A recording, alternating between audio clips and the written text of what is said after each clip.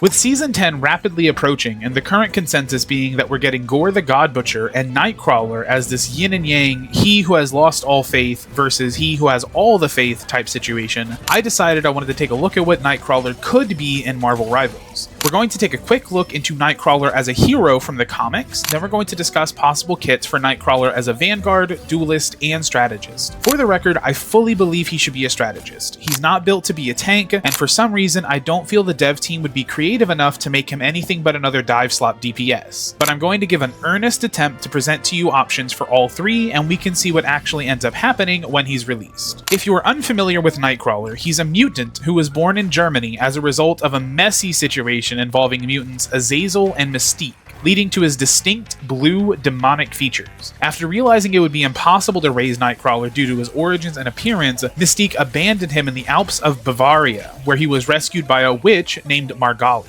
He grew up performing in the circus with his adoptive siblings, and for a while he enjoyed it because he felt respected and admired by his peers, and patrons of the circus just assumed he was wearing a costume and thought it was part of the act. His childhood was mostly smooth sailing until a ruthless businessman from Texas purchased the circus, found out Kurt was a mutant, and began drugging him to comply with his freak show acts. Eventually, Kurt managed to escape to a nearby church, and this is where he began developing his faith as a devout Catholic. Soon, his adoptive brother Steven went on a rampage, committing a series of brutal murders. Kurt went looking for him to put a stop to him and ultimately ended up having to kill him. An angry mob pinned all the recent deaths on Kurt, and they were prepared to rip him to shreds for it. But Charles Xavier stepped in just in time to save him from the crowd and offered him a spot among the X-Men. Now that we know who he is, what exactly is he capable of? For sure, his most well-known power is his teleport. In the movies, shows, and comics, we see him constantly bamfing around a place to reposition, displace enemies, and protect allies. He's also capable of sticking to walls, which is normally not that important, but will be relevant when designing his kits. He's a master acrobat and incredibly skilled swordsman, and was at one point capable of creating the Hope Sword, which was a physical manifestation drawn from his own hope as a Catholic. Side note while we're at it, the Hope Sword itself is the main reason I think he's going to be a support.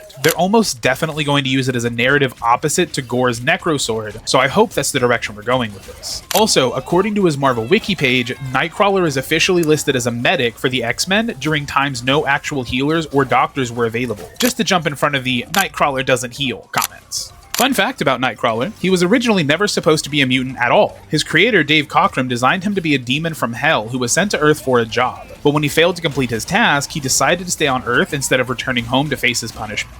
Anyway, let's get started with our first entry, TankCrawler. This concept was designed by one of my followers, Pancake. She has been begging me to use this for ages, so if I don't do it now, I'll never get the chance to before the character releases. First up, Kurt is a 650 HP Vanguard with 3 swords, 2 in his hands and a third one in his tail, as well as 2 passive abilities, a wall crawl like most heroes have, and an ability that will allow his tail sword to automatically swipe at an enemy that gets within melee range behind him. His primary fire would be a 3-strike combo. The first 2 would be with the swords in his hand, then the third strike would be a spin attack with his tail sword.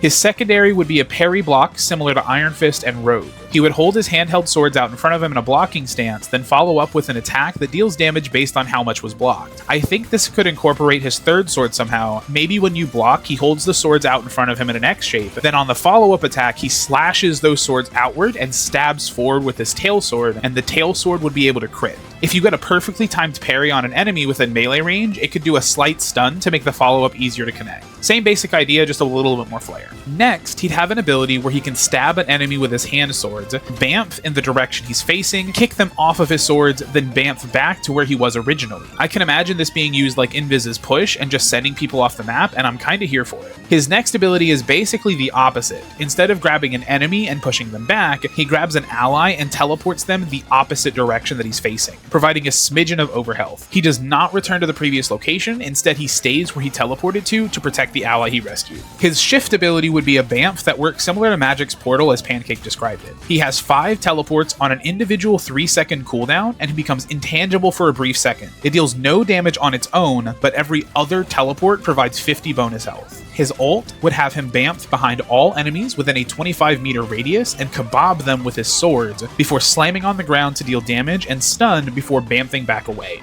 This concept was sent to me back in June, and I'm only just now getting to it, so that means there were no team-ups because the current team-up system didn't exist back then. Let me know in the comments what you'd add here. As a tank main, I can kinda see the vision, and while I still think Nightcrawler should be a support, I like this design. Good job! Another fun fact, Nightcrawler wasn't even actually supposed to be a Marvel hero either. That original pitch was sent to DC in the 70s, and he was intended to be a sidekick for a Punisher knockoff called The Intruder. But DC ultimately rejected the proposal because he looked goofy and wouldn't line up with their stable of heroes at the time. DuelCrawler was designed by LMCK in my Discord server, just like TankCrawler and StratCrawler were. He'd be a 250 HP duelist with dual swords that do a 3/ combo for his primary. His secondary would allow him to teleport to any solid surface like a wall, rooftop, or floor and create an AoE damage circle, both where he teleported to and from. Enemies standing in the circle take 30 damage per second. He'd also have a phase ability that lets him turn intangible until he places an indicator mark. When returning to normal, the next enemy struck with your primary is teleported to the location of the mark and will take fall damage based on how high up the indicator is, if applicable. He'd also have a passive ability that gives him wall hacks for deployable items like Rocket's Beacon, including invisible ones like Elsa's Trap. This works in tandem with his other ability, where he can teleport to any deployable item within range and instantly destroy it, generating a small amount of bonus health. This works through walls, hence the wall hacks. He would also have an ability to teleport behind a targeted enemy and rapidly attack them with a barrage of sword strikes, then he bamps away to a random ally within range, applying bleed to the enemy and gaining brief invulnerability to reorient yourself, since the TP out is random.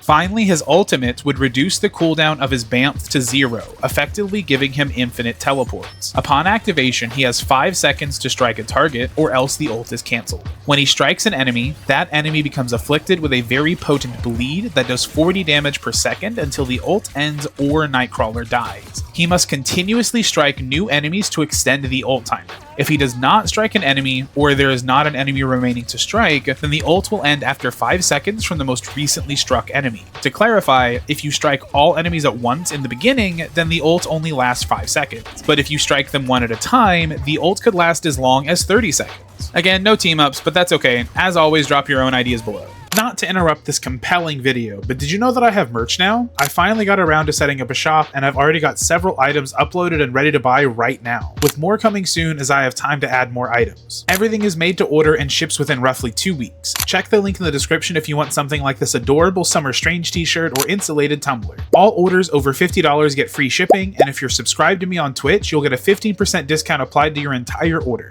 Now let's get back to the video. As we move on to StratCrawler, I do want to make it known that I've already designed a kit for him in other videos a while back. So as to not beat a dead horse, I grabbed a different design from Chinchilla Snow in my Discord server that I slightly modified for a couple of quality of life things, but otherwise kept unchanged. If you want to see your own design included in a future video, feel free to join my Discord linked in the description or in my bio. So this idea for StratCrawler is pretty interesting, and I kinda hope they do something like this. Firstly, he would be a 250 HP 5-star hero with 2 passives. The first one is called Bump in the Night that lets him wall crawl, and the second one is called Brimstone Blindness that blinds all enemies caught within his Bamf smokes. He would have 2 fighting stances, the Hope Sword stance and the Cutlass stance, and they can be swapped between like any other hero with swappable fighting styles, usually Y or triangle on controller or whatever it is on PC.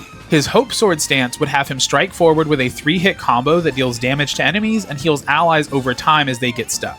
His Cutlass stance would deal more damage but cannot heal. He would also have an ability that lets him crawl around instead of walk with increased movement speed but reduced attack range. And his wall crawl speed is greatly increased while this is active as well. And of course his Bamf teleport, he can dash forward in a cloud of smoke, then reappear a few meters away in another cloud of smoke. Keep in mind his passive ability blinds any enemies caught in this, so this is a solid escape tool. He has a healing ability that lets him place down several smoke clouds that allows himself and other allies to move between them, receiving healing and becoming immune while traveling between. He can place down up to 3 smoke clouds at a time. Both the dash and the healing cloud share the same cooldown with a total of 3 charges. Each charge has a 6-second cooldown. For his ultimate, Nightcrawler dual wields his cutlasses in front of him and his Hope Sword with his tail and attacks with all 3 simultaneously, dealing more damage than any regular attack and healing all nearby allies for 50% whatever damage he deals while in this stance. His dash now applies a disassembled status effect to all enemies he passes through. Unfortunately, Chinchilla did not specify what this ability actually means,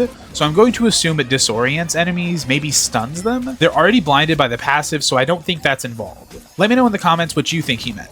So those are some ideas for Nightcrawler and how he could be incorporated into the game. I sincerely hope he's a strategist, and if we get Gore first as a duelist, then he's almost definitely going to be. But we just have to wait and see how it shakes out. Anyway, that's everything for me today. Don't forget to like, follow, share, subscribe, all the other internet jazz. Feel free to join my Discord, linked in the description, and remember to check out my new merch store. Be good, stay safe, don't get any trouble. I love you guys, and I'll see you all next time. Bye, everyone.